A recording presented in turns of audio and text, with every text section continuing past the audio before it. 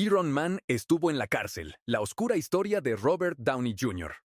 En Hollywood, el talento suele ser hereditario. Las historias de familias que dominan la pantalla grande durante generaciones son parte del mito de fábrica de sueños. Pero a veces, junto con el don, también se heredan las sombras. Y pocas historias ilustran eso con tanta crudeza como la de Robert Downey Jr. Para entender por qué uno de los actores más talentosos de su generación terminó en una celda de castigo de la prisión estatal de Corcoran en 1999. No debemos mirar sus contratos cinematográficos, ni sus premios, ni las críticas que lo describían como una fuerza de la naturaleza. Debemos mirar mucho más atrás.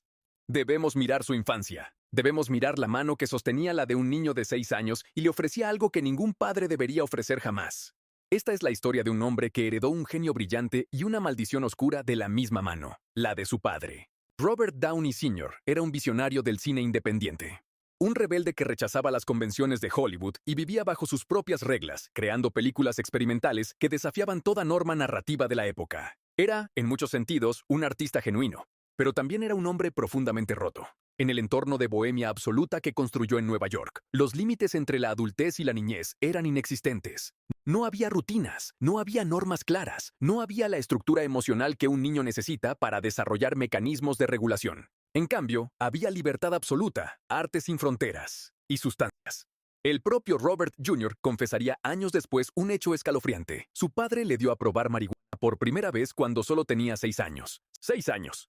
La edad en que la mayoría de los niños aprenden a leer, a montar bicicleta, a entender que el mundo tiene reglas. Para Robert, la primera lección fue otra, que las sustancias son una puerta hacia la conexión emocional. Para Downey Sr., compartir droga con su hijo era, en su mente distorsionada, una forma de conectar emocionalmente. Una manera de decirle, te veo, eres como yo, somos iguales. Era una distorsión brutal del afecto paternal y plantó la semilla de una adicción química antes de que Robert cumpliera los 10 años.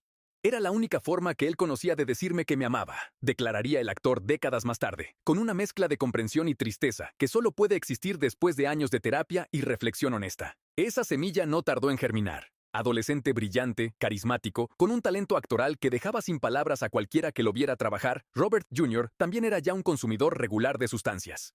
El genio y la autodestrucción crecían juntos, entrelazados desde la raíz, como dos plantas que comparten el mismo suelo envenenado. Para mediados de los 90, Robert Downey Jr. era una estrella en ascenso que todo Hollywood reconocía como un actor de generación. Su nominación al Oscar por Chaplin en 1992 lo había catapultado a un nivel diferente. Pero detrás de las cámaras, la adicción que su padre había sembrado décadas atrás se había convertido en un monstruo que consumía todo a su paso: relaciones, contratos, oportunidades y salud. El 23 de junio de 1996, ese monstruo salió a la luz pública de la forma más brutal posible. Robert es detenido en Sunset Boulevard. La policía encuentra en su poder heroína, cocaína y una pistola Magnum .357.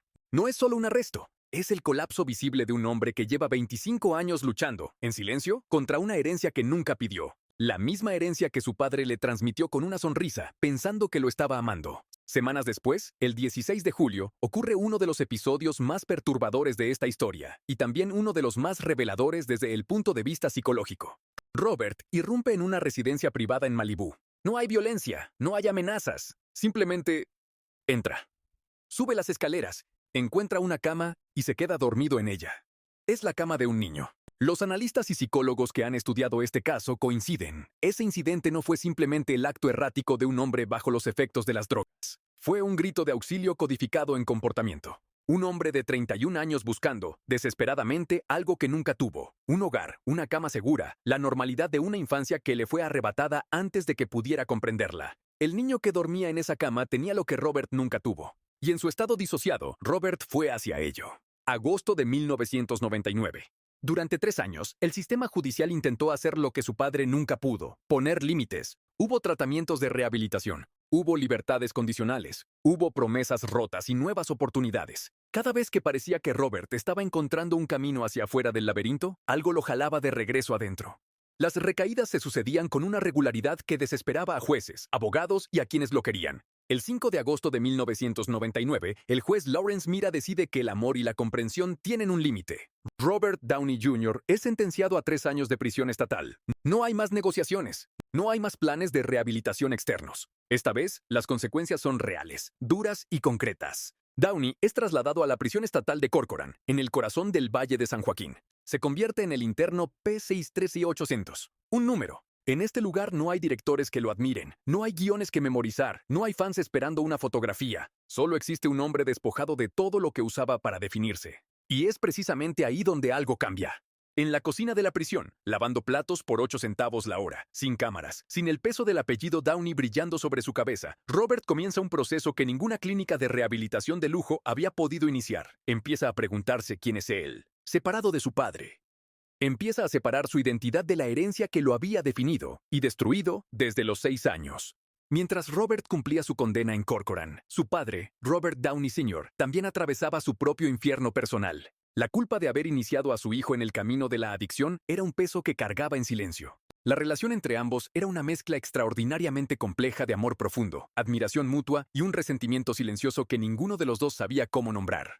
Downey Sr. había construido a su hijo a su imagen y semejanza, y luego había tenido que ver cómo esa imagen se fragmentaba en público, año tras año. No era solo la historia de un hijo adicto, era la historia de un padre que se veía reflejado en cada titular, en cada arresto, en cada recaída, y que no podía escapar de esa imagen porque él mismo era parte del problema.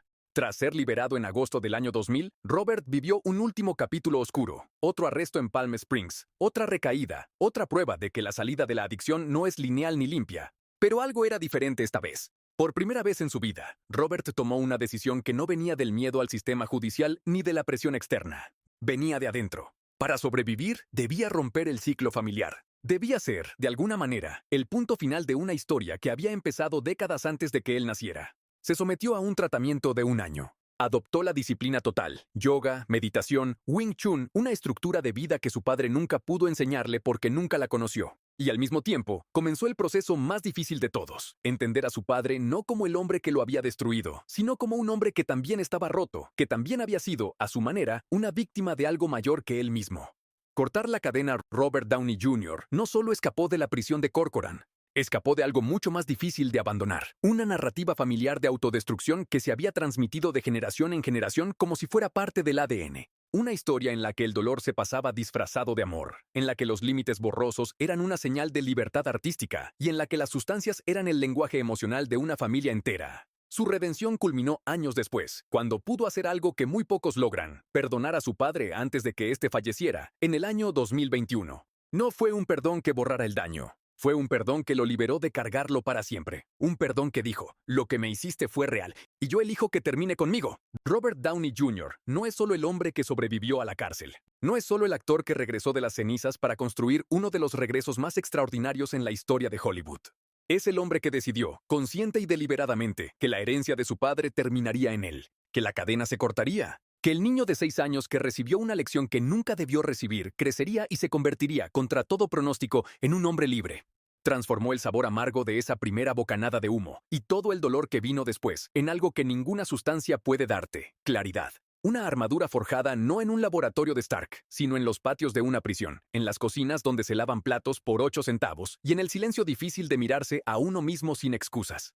Esa armadura es la que hoy protege su vida. Y ese es su legado real. Si llegaste hasta aquí, es porque este contenido realmente te gustó. No olvides apoyarnos con un like y suscribirte a nuestro canal de YouTube. En Furor, tu contenido en tendencia.